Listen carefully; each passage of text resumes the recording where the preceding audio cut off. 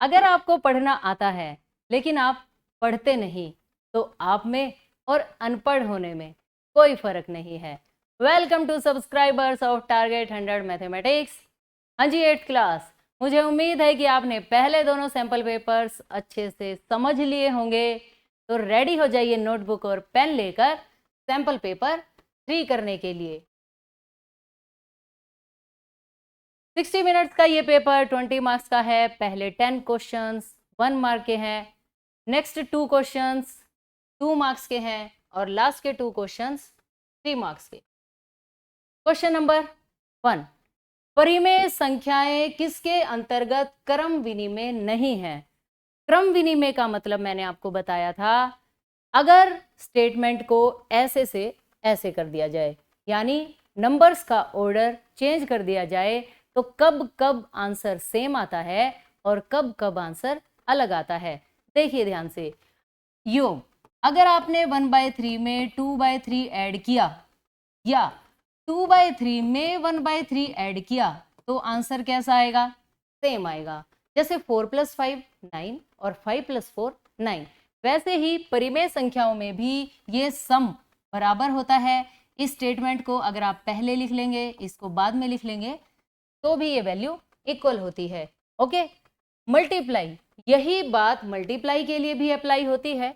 आप चाहें तो 2/3 को 1/3 से मल्टीप्लाई कर लें या 1/3 को 2/3 से मल्टीप्लाई कर लें, आंसर तो 2/9 ही आएगा।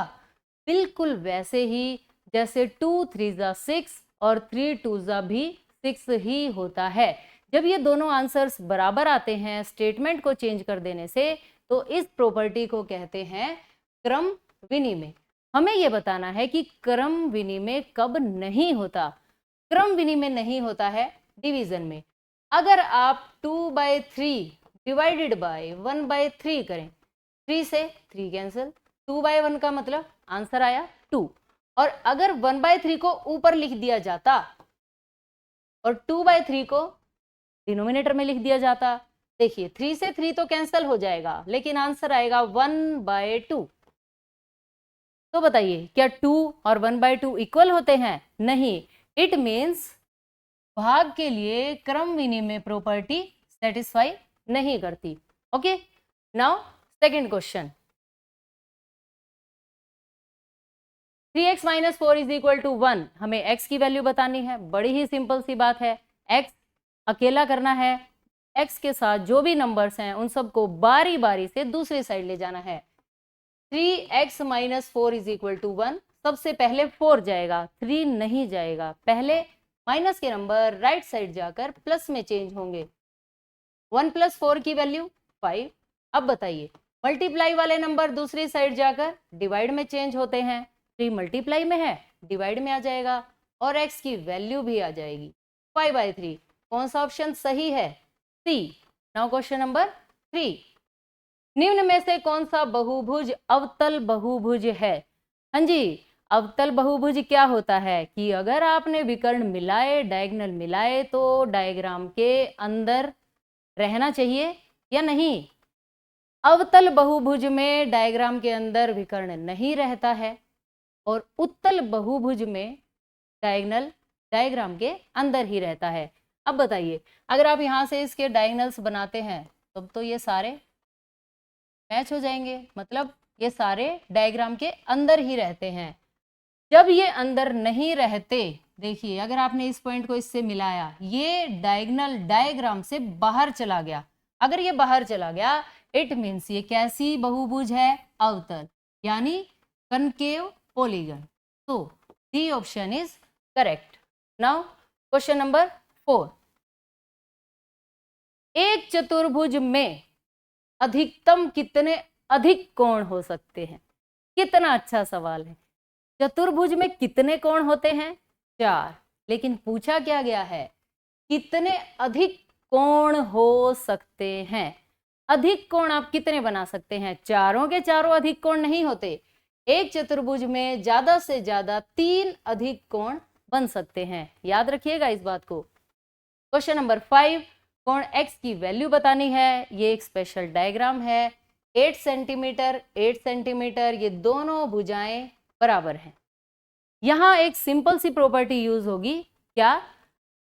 यदि त्रिभुज की दो भुजाएं बराबर हैं तो उनके सम्मुख कोण भी बराबर होते हैं, यानी समान भुजाओं के सम्मुख कोण बराबर होते हैं।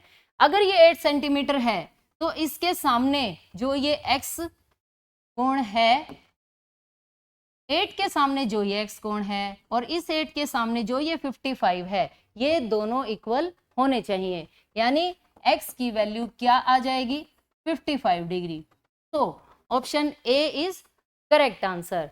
नाउ क्वेश्चन नंबर 6, 7 और 8 इनमें हमें ट्रू फॉल्स बताना है। बड़ा ही सिंपल सी बातें हैं ये। परिमेय संख्याओं के लिए गुणन साहचर्य है। साहचर्य का मतलब होता है एसोसिएटिव। एसोसिएटिव प्रॉपर्टी का ये मतलब है, परिमेय संख्या लेनी है आपको, जैसे मैंने लिखा 1/2, ब्रैकेट लगाइए, 1/3 मल्टीप्लाई 1/4 मान लीजिए, ब्रैकेट ऑन लास्ट 2 और फिर आप 1/2 से मल्टीप्लाई कर दीजिए, या फिर ब्रैकेट ऑन फर्स्ट 2 और 1/4 बाद में। अगर इन दोनों क्वेश्चंस का आंसर सेम आ जाए तब हम कह सकते हैं कि परिमेय संख्याओं के लिए गुणन साहचर्य है। ये एसोसिएटिव प्रॉपर्टी होती है, अगर ये होल्ड कर गई तो ट्रू, नहीं होल्ड करेगी तो फॉल्स। ये तो बड़ी ही सिंपल सी बात है। अगर आप इन दोनों की मल्टीप्लाई करेंगे 1/12 आएगी और उसे 1/2 से करेंगे तो 1/24 आएगा। इधर देखिए, 3 2 जा 6, 1/4 एज इट इज, और 6 4 जा 24, 1/24। क्या ये आंसर इक्वल आ गए? हाँ जी आ गए। इट मीन्स ये प्रॉपर्टी होल्ड करती है, यानी this statement is true. Okay, now question number 7, प्रत्येक आयत एक वर्ग है, ऑल रेक्टेंगल्स आर स्क्वायर्स। देखो कितनी गलत बात है, रेक्टेंगल को स्क्वायर बोल रहा है, ऐसा कैसे हो सकता है? स्क्वायर की क्या खास बात होती है? चारों भुजाएं इक्वल, और आयत की तो बस आमने सामने की भुजाएं बराबर होती हैं, तो ये बात तो गलत है। गलत है मतलब फॉल्स, यानी असत्य। क्वेश्चन नंबर 8, रैखिक समीकरण में चर की अधिकतम घात 1 होती है। हाँ जी, रैखिक समीकरण होता क्या है? देखिए, x + 2 = 7, ये एक रैखिक समीकरण है। आपको कैसे पता लगेगा कि ये रैखिक है? यदि x की घात 1 हो, ओके, ध्यान से, यदि x की घात 1 हो तो उस समीकरण को रैखिक समीकरण कहते हैं। और ये बिल्कुल सही बात है कि रैखिक समीकरण की अधिकतम घात 1 ही होती है। कुछ अगर नहीं लिखा होता तो उसे 1 ही माना जाता है घात में। ओके, तो दिस स्टेटमेंट इज ट्रू, यानी सत्य। Okay, now question number 9, n भुजाओं वाले बहुभुज के कोणों का योग डैश होगा। बहुभुज में n भुजाएं हैं और हमें उसके सारे कोणों का योग ज्ञात करना है, सम।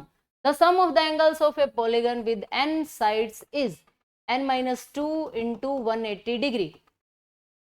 इस रूल को, फॉर्मूले को याद कर लीजिए। अगर आपको कभी भी n भुजाओं वाले बहुभुज का कोणों का योग ढूंढना पड़ जाए तब आप ये फॉर्मूला लगाएंगे। अगर 4 भुजाएं हैं तो यहाँ 4 लिख देना, 4 में से 2 गए 2 और 180 दूनी 360। जैसे आयत के चारों कोणों का जोड़ कितना होता है? 360। ओके, इस समीकरण में x की वैल्यू बतानी है। कितना अच्छा सवाल है, ये बातें हम कितनी बार कर चुके हैं। भाग वाले नंबर दूसरी साइड जाकर गुणा में चेंज हो जाएंगे, यानी 20 × 3। ये 2 गुणा में है, गुणा वाले नंबर कहाँ जाते हैं? भाग में। 2 से 20 को काटेंगे, कितना आएगा? 10, और 10 दिए 30। हमसे पूछी गई थी x की वैल्यू, और x की वैल्यू कितनी आएगी? 30। ओके, नाउ क्वेश्चन नंबर 11, रैखिक समीकरण को हल कीजिए। देखिए फिर से वही बात आ गई, x की वैल्यू फाइंड करनी है, 5 डिवाइड में है और डिवाइड वाले नंबर दूसरी साइड जाकर मल्टीप्लाई में चेंज हो जाएंगे। और ये जो 4 दिखाई दे रहा है ना, इस 4 को मल्टीप्लाई कर दीजिए।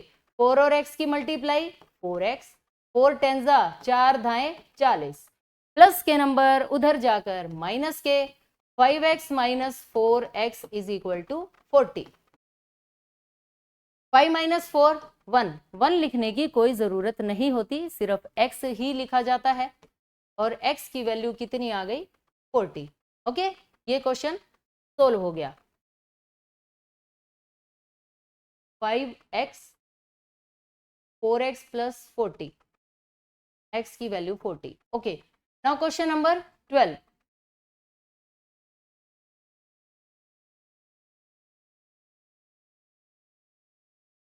एक समबाहुभुज की कितनी भुजाएं होंगी यदि एक बाह्य कोण का माप 45 डिग्री है। यहाँ बिल्कुल सीधा सा फॉर्मूला लगेगा। क्या?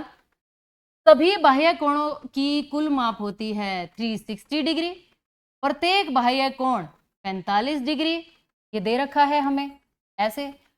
हमें अगर ये पता लगाना है कि बाह्य कितनी भुजाएं हैं, आप सिर्फ ये पता लगा लीजिए कि बाह्य कोणों की संख्या कितनी है। और संख्या कैसे पता लगती है? टोटल एंगल्स के सम को आप एक एंगल से डिवाइड कर दीजिए तो हमारे पास बाह्य कोणों की संख्या आ जाएगी। 360 बाई 45 इज इक्वल टू 8। अतः बहुभुज की भुजाएं कितनी बन जाएंगी? 8 बन जाएंगी। अगर आप इसे इंग्लिश में लिखना चाहें तो आप लिखेंगे total measure of all exterior angles is equal to 360 degree, each exterior angle is equal to 45 degree, number of exterior angles same ऐसे ही डिवाइड करेंगे, so polygon has 8 sides. Okay, now question number 13, बड़ा ही simple सा question है। Again x की value find करनी है। 5 की मल्टीप्लाई कीजिए, 5x minus 5 5 25 is equal to 3 और x की मल्टीप्लाई 3x, 3 3 3 तिया 9, x वाले एक तरफ, बिना x वाले एक तरफ, प्लस का 3x इधर आकर माइनस का हो जाएगा, -9 एज इट इज, माइनस का 25 इस साइड आकर प्लस के 25 में चेंज हो जाएगा। 5 माइनस 3 2, 25 माइनस 9 16, 2 मल्टीप्लाई में है, मल्टीप्लाई वाले नंबर राइट साइड जाकर डिवाइड में चेंज हो जाएंगे। 16 बाय 2, 2 8 16, यानी x की वैल्यू कितनी आ गई? 8। Okay, now question number 14।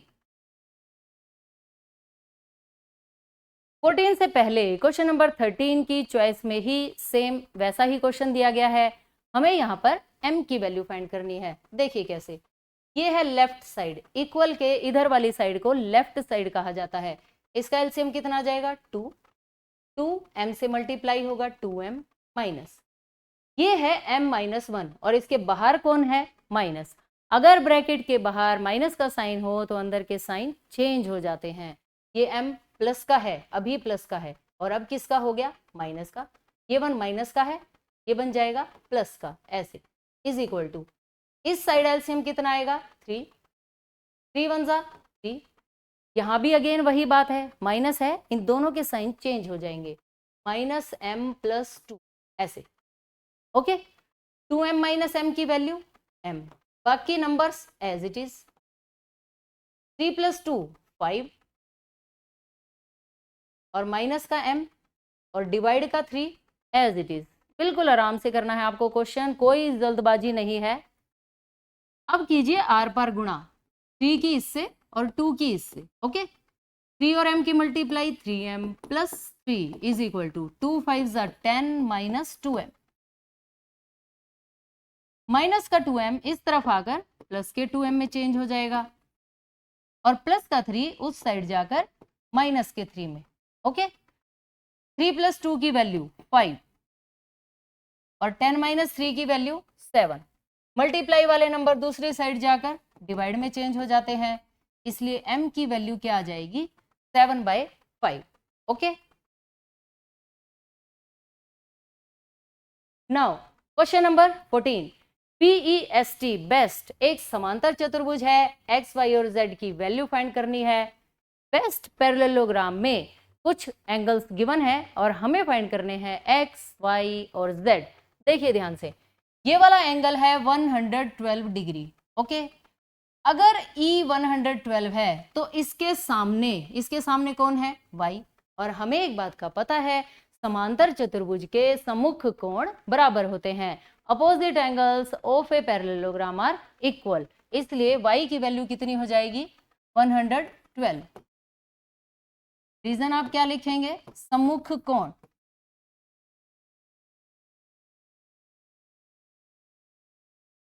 हाँ जी, अब इसमें BT और ES ये समांतर रेखाएं हैं और तिर्यक रेखा कौन सी है?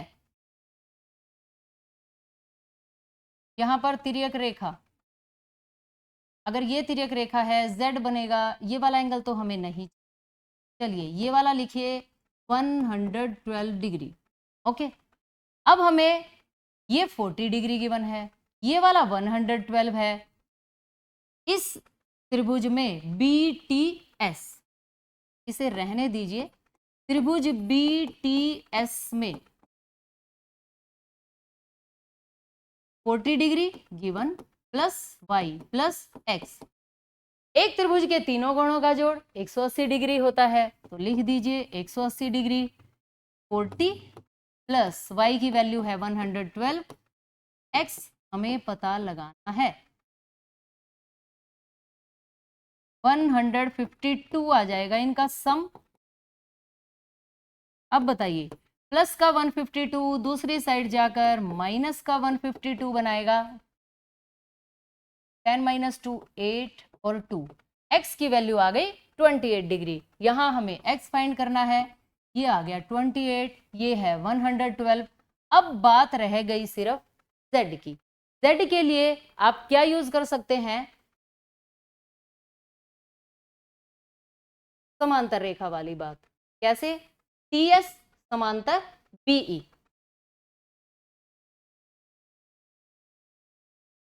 TS समांतर BE। ये देखिए, ये दो रेखाएं समांतर हैं, ये तिर्यक रेखा है, तो Z बना ऐसे, यहां Z ऐसे बनेगा। और अगर ये वाला एंगल, ये Z अभी आप ढूंढ के लाए थे, कितना आया था? 28 डिग्री, तो ये एंगल भी 28 डिग्री हो जाएगा, क्योंकि ये दोनों ही एंगल इक्वल होते हैं।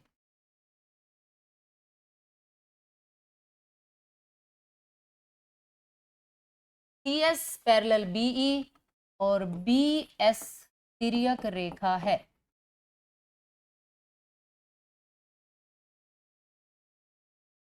ओके, अगर ये तिर्यक रेखा है तो x की वैल्यू z के इक्वल है, और z कितना आया था? 28 डिग्री था मेरे हिसाब से, z भी कितना हो जाएगा? 28। और y की वैल्यू कितनी आ चुकी है? 112 डिग्री। ओके, हमें ये तीनों एंगल्स फाइंड करने थे और ये तीनों एंगल्स ये आ गए, और क्वेश्चन नंबर 14 खत्म। इसी के साथ ये सैंपल पेपर 3 भी फिनिश हो गया। मुझे उम्मीद है सभी क्वेश्चंस अच्छी तरह समझ आ गए होंगे। अगर आपको किसी क्वेश्चन में कोई दिक्कत है तो आप अपनी क्लास में अपने मैम से भी पूछ सकते हैं, या फिर कमेंट सेक्शन में आप कमेंट लिखकर पूछ सकते हैं। ओके, इस वीडियो को ज़्यादा से ज़्यादा शेयर कीजिए, लाइक कीजिए, चैनल को सब्सक्राइब कीजिए। Thanks for watching, bye bye, take care.